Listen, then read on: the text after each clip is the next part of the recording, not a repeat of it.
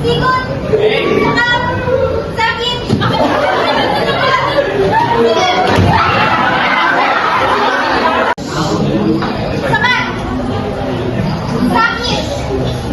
sikut, sekat, sakit, sekat, sakit, sikut, sekat, sakit,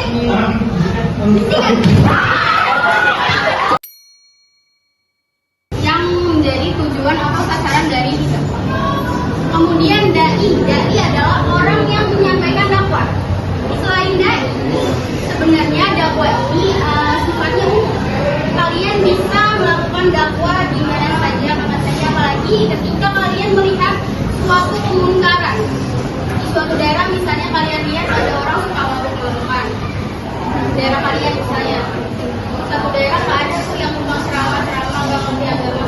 Nah itu ya, wajib buat kalian dakwah.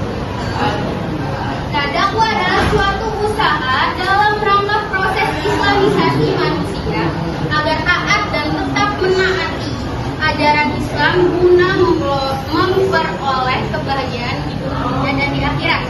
Kalau dilihat dari kata suatu usaha dalam rangka proses islamisasi agar tetap taat, berarti proses islamisasi ini adalah untuk orang yang belum memeluk Islam. Kalau untuk agar tetap taat dan patuh itu untuk orang yang sudah masuk Islam.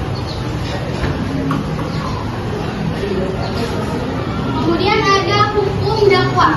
Hukum dakwah ini ada dua, tergantung suatu kondisi. Hukum dakwah bisa fardu kifayah apabila di suatu tempat seperti yang tadi bilang tidak ada yang melakukan dakwah, apalagi di tempat itu ada kemungkaran. Maka kalau dakwah itu memanggil, ketika memanggil kalian menyampaikan itu namanya tabligh. Jadi tabligh ini merupakan bagian dari dakwah. Menyampaikan risalah yang berupa jelas ajaran Al-Quran dan hadis. Hukumnya itu kewajiban buat kalian semua buat menyampaikan apa yang kalian ketahui tentang agama Islam. Orang yang bertabligh namanya mubaligh. Orang yang bertabligh namanya mubaligh. Itu dapat dipahami? Kira-kira dari yang tugasan ada yang ditanyakan?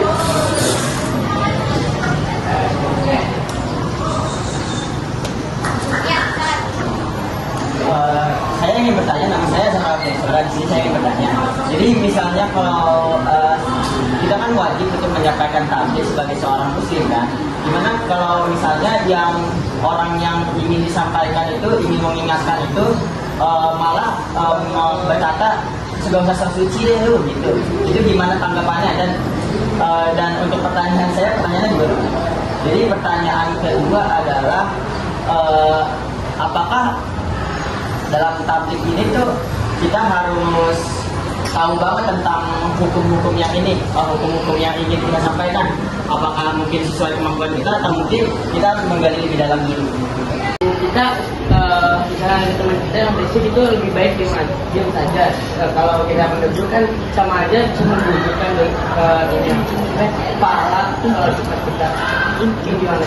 Baik, untuk daripada prakteknya sendiri itu berdasarkan pengalaman yang pernah saya syukuri itu di yang kemarin itu bisa memperingati orang-orang yang berisik.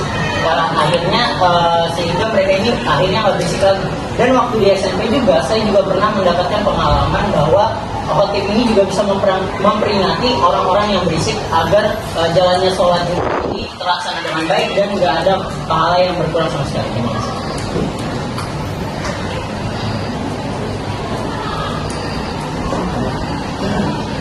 Oke, terima kasih presentasinya kelompok 2. Tangan dulu untuk kelompok 2.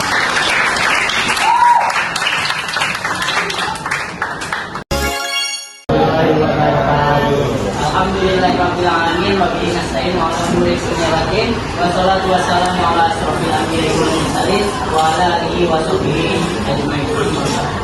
Yang saya hormati guru kita selaku agama Islam, yang saya hormati Bapak Romi dan Bapak Khairul, dan teman-teman yang saya sayangi.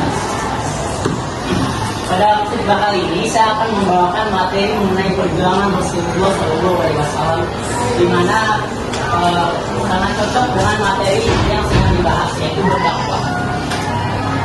Rasulullah SAW mempunyai keutamaan di mana dia belum meminta saja Allah sudah menuruti permintaannya. Nah, jadi pada suatu kejadian di kaum Gunung Taif ataupun kaum Taif, di mana Rasulullah baru sampai di Gunung Taif dan itu sudah dilempari, dicaci maki dan disakiti hingga darinya itu berdarah. Nah, ketika darinya berdarah, malaikat daripada penjaga Gunung Taif itu ada dua, itu dia berkata seperti ini, ya Rasulullah, angkatlah kedua tanganmu, mintalah kepada Allah untuk membalikan gunung ini. Niscaya aku akan menghukum orang-orang yang tidak tahu sopan santun ini.